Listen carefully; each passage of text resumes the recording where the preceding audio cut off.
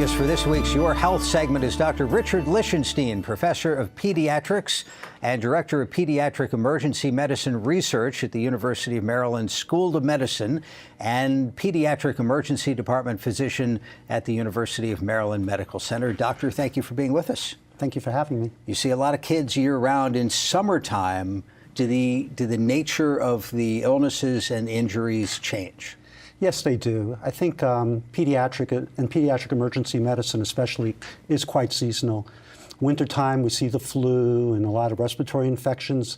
In the summertime, we still see some of that, but we see a lot of kids falling around and having scrapes and breaks and a lot of types of, other types of injuries. As a kid, there's a lot of ways to get some scrapes and injuries like that. How do you keep it from getting to the point where you need to go to the emergency department? If you're going to have injuries as a kid, you want it to be the Band-Aid kind, not the ER kind. Well, you can't prevent everything, but there are certainly some common sense things that you can do to sort of prevent types of injuries.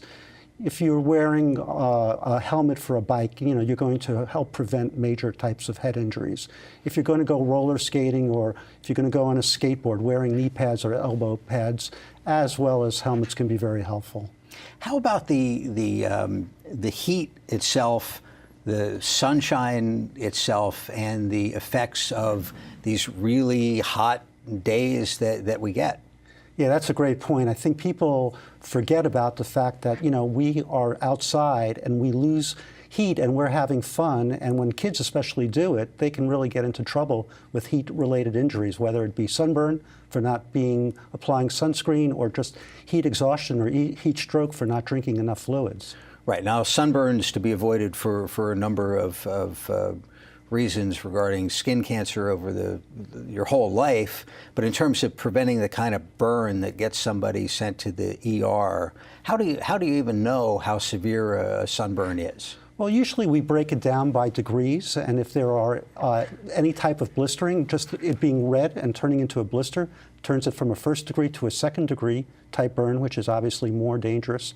And then third degrees are even more serious than that, when you can't even really feel things because the nerves have become involved. So sunscreen, any particular type or way of applying it? Well, you want at least a minimum of 15, and more is not necessarily better.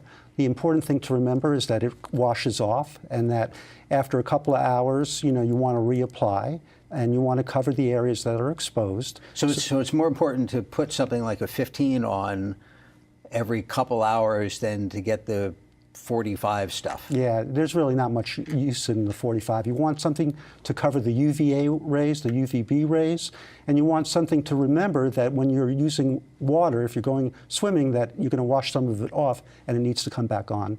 Let's take a call from Carroll County. This is Dale. Dale, thanks for the call. Go ahead. Good evening, Doctor. What level of nitrates in well water are reasonable for young children?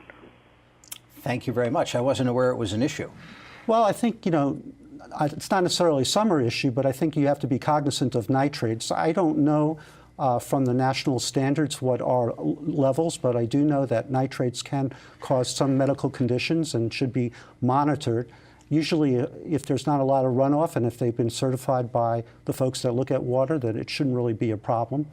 Let's talk about bugs a little bit. Big part of summertime, and there's some serious things that we can get to. But from a parent standpoint, the idea of a kid coming home with a tick that needed to be removed and really not knowing how to do that effectively. There was the old advice of you would get a match head. Then there was something with Vaseline, and you're still shaking your head. Yeah, what works? No, basically, ticks, are also part of summer. The higher the grasses, the more likely they are. Some of them do have Lyme disease, which is a problem, and it's just gentle pressure with tweezers from, and not really, and just really kind of removing them from there. No match heads, you don't want to burn skin, no Vaseline for suffocation. The gentle pressure will allow them to release their latch into the skin and be removed safely. Are the ones with Lyme disease not the ones that you would see? They're the smaller ones that would be more difficult to pick up in the first place. That's true. I mean, the deer tick is a little bit smaller, about the size of a pencil point, but certainly can be seen. And so the ones that we see, the wood ticks and deer ticks, the large ones, are usually not necessarily the ones that you can contract Lyme disease from. Then there's the whole issue this summer of mosquitoes and the Zika virus. Yeah, that's really become a major concern. And so certainly mosquitoes are out there. Wherever there's sort of standing water, shallow waters, they tend to breed.